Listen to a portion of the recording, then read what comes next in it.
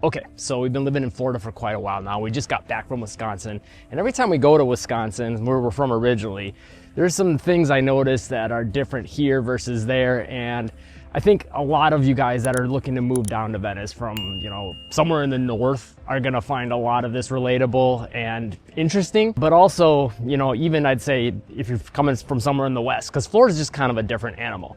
So I wanted to point out some of those things that I noticed. So first and foremost, well, we don't have this. We don't got the beach, right? So that's a great perk to have to start with for Florida, obviously, and especially where we live in Venice. By the way, if you are looking to buy or sell a home in this area, get a hold of our team at 941-221-1897. We've helped a lot of people avoid mistakes, make sure they're ending up in the right area, and just find answers to some of those things that are hard to find online.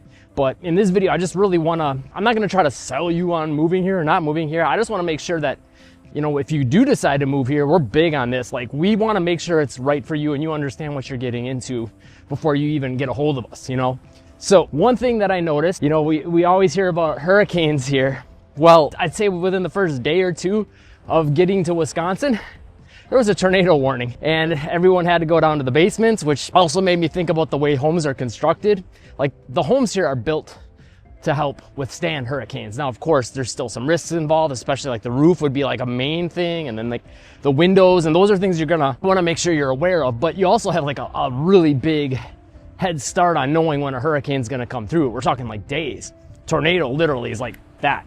You're talking in a matter of an hour, sometimes less. All of a sudden, sirens are going off and you got to get to shelter. I was actually kind of surprised though. It seemed like they kind of knew that it was going to be coming, I'd say 4 or 5 hours in advance, which wasn't the way I remembered it ever happening when I was younger, but apparently they gotten a little better at that, or maybe just for this particular tornado, they knew. But still, I'd rather have days in advance to know, and a home that's built to withstand that.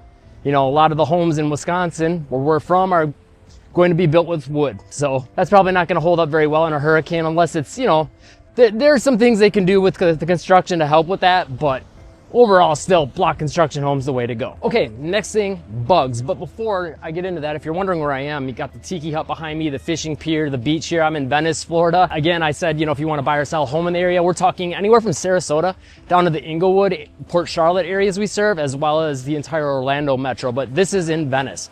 So bugs. Here's the thing. Florida always gets this really bad rap for bugs. And how do I put this?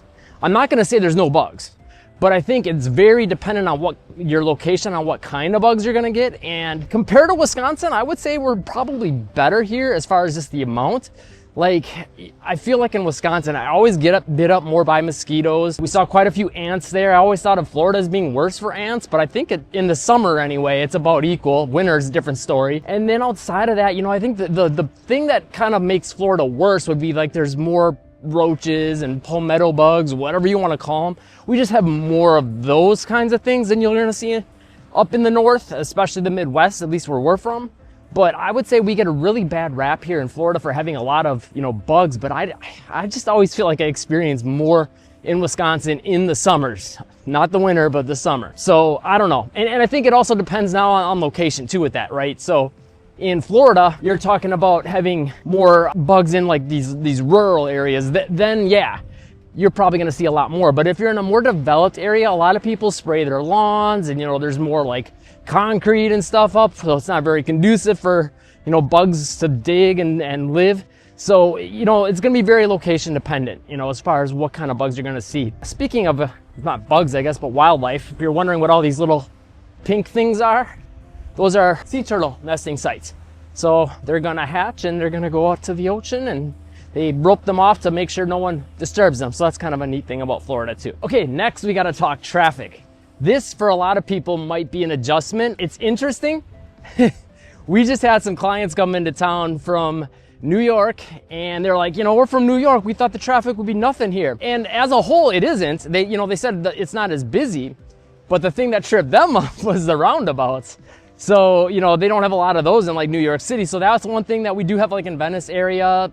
Different parts of Orlando may or may not. It just depends on the city. But as a whole, like the level of traffic is going to be significantly less if you're coming from a major metro. In fact, I was just talking with someone from the Claremont area that we were working with, or I was working with, I should say. I have a basketball skills training business I also do. And he was saying how, you know, he lived in Atlanta before, and he's like, man, Orlando, like a lot of people think is like one of the bad traffic areas in Florida. He's like, it gets a bad rap, but he's like, if you compare it to Atlanta, it's nothing, you know? So it's just perspective. Now, if you're coming from a small town area like we are, then yeah, it's gonna seem like a lot. But it's funny now, after living in Venice for a while now, in Orlando originally, we first moved to Orlando when we first moved down to Florida, I thought, you know, like, wow, okay, that was crazy, it was intense, but once I adjusted, now I prefer that, I think, in some ways. How do I put it? The traffic moves quicker generally in Florida. Usually you're gonna have, and this is one of the biggest differences, you're gonna have like a main road usually that kind of goes through a city. Orlando's gonna be a little bit different animal on that side of things, but even then, you're gonna have your main roads, which most cities will. But like in Venice, for example, you got mainly Tamiami Trail going through the city. That's like your main road. And then there's just a lot of quieter side streets that branch off of that. So a lot of people are gonna be on Tamiami. It's gonna be 45 miles an hour. Most spots, it's gonna be 3 lanes. And then you got like a highway, which is gonna be 75 going through Venice. You know, Orlando, you got like I-4 going through. And that's usually gonna be more lanes, a little bit faster speeds, and quite a bit of traffic. But the difference I noticed in Wisconsin, at least in the smaller towns, is there's multiple ways to get where you're going, whereas just about everything in a lot of Florida, you're gonna have to take one of those big main roads to get to where you're going. And actually, so now you can see there's a bunch of dogs here. This is the dog beach that I'm coming up to here, South Brohard Park, which is one of the few dog beaches in all of Florida. I think I'm gonna turn around on a little bit here though, so we get a little bit more quiet. I love me some dogs though. So you're talking about having like a really main road to have to walk or to drive on, and that affects your walkability. So when we talk about walkability, it's interesting, like the city that we were in is called Fond du Lac. It means foot of the lake, that's from French. The city is very, how do I put it, walkable as a whole. Like compared to Florida, a lot of, unless you're living like near a downtown, like downtown Venice Island area is pretty walkable. Like a downtown Orlando or a Baldwin Park neighborhood, or like downtown Sarasota, walkable. Then you've got like your suburbs, which are generally gonna be more planned communities that are gonna have an HOA. So if you want sidewalks, you're gonna usually have to pay an HOA fee unless you're living in one of those downtown areas. But when I say walkable, when I'm talking these HOA communities, like some might have a bunch of amenities. Some might like have a clubhouse, a fitness center, a pool, a dog park, you know, sport courts of variety of sports, you know, pickleball, basketball maybe, whatever the case may be. Some will just maybe have sidewalks and streetlights, and that's it.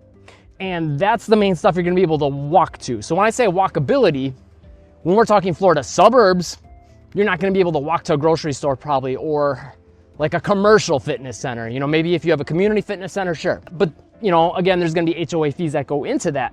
But if you wanna be able to walk to like grocery stores and maybe a movie theater or stores, you're gonna have to be more in a downtown area. But outside of that, there's not a lot of walkability. In the little town we're from, you could walk to a lot of different stuff because there's sidewalks everywhere, no HOA required. Property tax rates are a little higher though, but the home values are a little lower, so it kind of works out in a weird way. So it comes out to be kind of close. Depends on this, the county that you're talking about and city and stuff like that when you're talking Florida versus Wisconsin. But that's a whole nother can of worms. But the point is, walkability generally, it seems like, especially I've noticed like in older areas, in older cities, is, sidewalks were kind of like almost a guarantee. But a lot of Florida got built over the last 30-ish years, 40 years, 50 years maybe we could say. A lot of that was like, okay, how can we build on the cheap? So you would maybe not get any sidewalks or street lights, or if you wanted those, then you would have to get into an HOA to have the HOA cover that. So those are some different things to think about when you're thinking about your move to Florida. But then on top of that, back to the traffic side of things, there's just more ways to get to where you're going driving wise in a lot of the Midwest anyway. New York, for that matter, what I've seen of the East Coast, Philadelphia, I've been to quite a few times. All those cities are generally gonna have just multiple roads you can take to get where you're going. And that's not to say there's not pockets like that in Florida, but there's a whole lot of things where you're gonna need to get on like that main road. Like in Venice, it's gonna be 41, AKA Tamiami Trail. So that's one thing to be aware of. You just don't have as many different options to get where you're going. Okay, next thing that's different, and this one's a funny story. One of the first things I did when we got back to Wisconsin is I visited Grandma and Grandpa. And I think it was like 78, 80 degrees when I got to her house. And compared to Florida, it felt like medium level humidity. And my grandma was already ready for fall to come. She's like, I don't like this heat and humidity. I'm like, this is a nice day in Florida. So, it's perspective is everything. In general, you're gonna have more humidity in Florida than a lot of the United States. You're in general gonna have warmer temperatures, which is great in the winters. For some people, it's too much in the summers. I don't mind it in the summers. I mean, usually you'll maybe get a few days above 90 degrees, but mostly right around 90 will be the high, and it'll be pretty consistent across, you know, a 10-day forecast, give or take 2 or 3 degrees. You know, occasionally you'll get up to like 95. But the thing that goes with that is almost always a lot of humidity in the summer, and also in the summer, you're gonna get a rain shower just about every day. I'd say 70% of the days. There's probably gonna be a shower that lasts an hour, maybe half hour, maybe less, sometimes more. Sometimes it'll be the whole day, but that's not as common in the summers unless like there's a tropical storm or something going through. But that's kind of what you can expect on that side of things, and the biggest difference. But again, there's that downside being up north, which I'm sure a lot of you that are watching these videos are thinking about moving down here for, and that's the winters, right? The winters up north, I don't want to do them anymore. I'm done. Like we go back every winter for about a week during Christmas, and both me and my wife Haiti, who does the videos with me on the channel, and she's the actual realtor. I'm just kind of a relocation guy, but I help a lot, you know, with behind the scenes stuff and know kind of what's going on, but she's ready to go too. And she doesn't like the heat as much as me, but winter, I think she dislikes even more, obviously even more, because we wouldn't have moved down. You know, and then there's all the things that go with that. For me, it's like my hands and my feet just never feel like they get completely warm. There's the scraping the windshield, there's the shoveling the driveways. It's just like all the stuff that goes with it. I'm good, and I'm sure, I don't have to tell you a lot about it. I'm sure you get it. Okay, let's talk things to do. Here, I can confidently say Florida outdoes Wisconsin pretty easily. Now, there are different things to do in Wisconsin, like especially, you know, you talk winter months. I mean, we don't get snow here, so we can't do all like ice fishing and snowmobiling and stuff like that. That's big up there. But if you're thinking about moving down here, a lot of that stuff is stuff that you probably didn't want to do much or wouldn't miss much, and then you can just do regular fishing year round here. And well, better than regular fishing, because you're gonna get an ocean. You can catch some way cooler stuff than you can in a lake. So you got that going for you, obviously, in Florida. But the other thing is just like there's more, you know, since it's being developed and there's more people moving here and there's just a larger population, small cities even have more, I would say, as a whole, but big cities for sure. You know, you talk to your Orlandos, your Tampas, just more restaurants, more chains. That's the one thing I did notice though. There's a few chains that are up in Wisconsin that aren't down here. Like there's one place, I always thought it was a big national chain, but I guess it's just originated in Milwaukee, and I think it's only like 3 or 4 or 5 states. It's called Cousin Subs, really good subs. Don't got that down here. But down here, we got a lot of great places that we don't have up in Wisconsin, like Foxtail Coffee. Locally around here, we got something called OB Subs, Fresh Kitchen, probably my favorite chain restaurant anywhere ever. There's First Watch, which they are, I think, national, but there's a lot of them in Florida. There's one in Wisconsin that I know of, but there's just not very many of them, right? You know, Melting Pot, those are gonna be in Wisconsin, but there's just more of them around down in Florida. So there's like a lot of, another one is Tijuana Flats. They started in Orlando, actually. I know I think they're in multiple states, but I'm not sure which ones. Another one that we really like is Jimmy Hula's. So like, again, like some of those I'm not positive that they're only in Florida. All I know is they're not in Wisconsin, you know what I mean? So, and then on top of that, like since you get so many people moving down here from the East Coast, like I've noticed a lot of things that are big on the East Coast, like that I saw a lot in the Boston area, Philadelphia area, and New York area. You see a lot of them down here. There's a lot of Dunkin' Donuts, but then there's also, you know, like what's the burger joint? I think it's called Shake Shack. We went there once in New York and we always see it down here. We haven't made the stop in there yet, but there's a lot of those kind of chains that kind of trickle down here because a lot of the people that lived up there want them down here, and there becomes a demand, and then we get them down here. As a whole, there's just a lot more options restaurant-wise as far as chains, great mom and pop stuff as well, of course, and just other stuff to do, you know, like trampoline parks and all kinds of stuff. You know, and again, that's gonna be dependent on the city. Like in Venice, we don't got a lot of a lot of our entertainment is like outdoors based, right? It's gonna be the beach, it's gonna be the jetty, it's gonna be the fishing pier, stuff like that. But you go to like Sarasota, there's more options. Obviously Orlando, there's tons of options for all kinds of entertainment stuff to do. Miami, you know, the Tampa Metro and St. Pete and Clearwater, that area. So there's a lot of different things to do that you're gonna get in Florida that you're just not in Wisconsin, and you know, even like the Northeast coast for that matter, because of the theme parks and things like that. So definitely one thing to consider, and one thing I've noticed a big difference in. Okay, back to the driving a little bit, and not so much driving, I guess, though, as like layout. This kind of ties in with walkability and driving and just the layout of cities. I noticed a big difference, and I really like this about our hometown. I never really noticed it until I came back, and it's just weird how like now after we've lived in Florida for so long, like going back to Wisconsin feels kind of like the new place in the vacation, and you notice details that you didn't before. But I've noticed there's more like scattered businesses, like, you know, maybe a couple on this corner, and then there's no more businesses. It's not like like a lot of Florida is like, you got this little district or area and it's all businesses. And then you got your houses and it's very unmixed. You know, everything's very separated. It's very commercial, residential.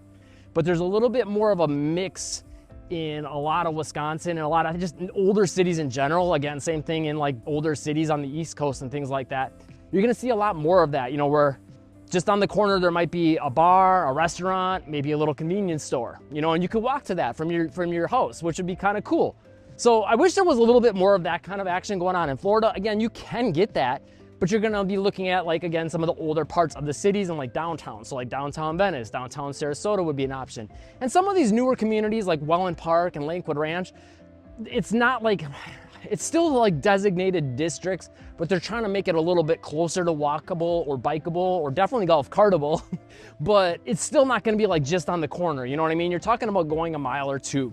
You could have a lot more possibility for that, I'd say, in older, smaller towns, or like a downtown area, like a downtown Venice or downtown Sarasota, having it, you know, maybe a quarter mile away, half mile away, but still overall feeling like you're in a quiet residential area. And I think that that's just cool to get that nice little mix. And I wish there was a little bit more of that in Florida, to be honest. Okay, another thing I noticed the difference in, again, it comes back to the driving setup. And it's different because you got big roads that you're gonna take in like Venice or pretty much anywhere in Florida, most cities in Florida. And then in Wisconsin, there's kind of more like multiple paths, and they'll usually have a main road, but it's a little less congested and overall driven. I mean, there's still, most of the traffic's gonna go there, but not like everyone, you know what I mean? And so even though it's a different drive, though, I have noticed like Venice, or even like if you live in a certain little suburb, like we lived in Altamont Springs, which is like on the north end of Orlando when we first moved down to Florida, all of those you're gonna you know, be able to get to everything you need, or the main things you need anyways. I would say, you know, a Walmart, a grocery store, you know, clothing stores, things like that, within a 5-10 minute drive. But the drives feel different overall, depending on where you're gonna end up. So I saw that same thing in, you know, Fond du Lac, the city we're from. Like, you can get anywhere in that city, and I'd say in about 10 to 15 minutes. Same thing applies here in Venice. Orlando, different story if you're like trying to get from like one suburb, like Altamont Springs, all the way down to like the theme park area, like Kissimmee, you know.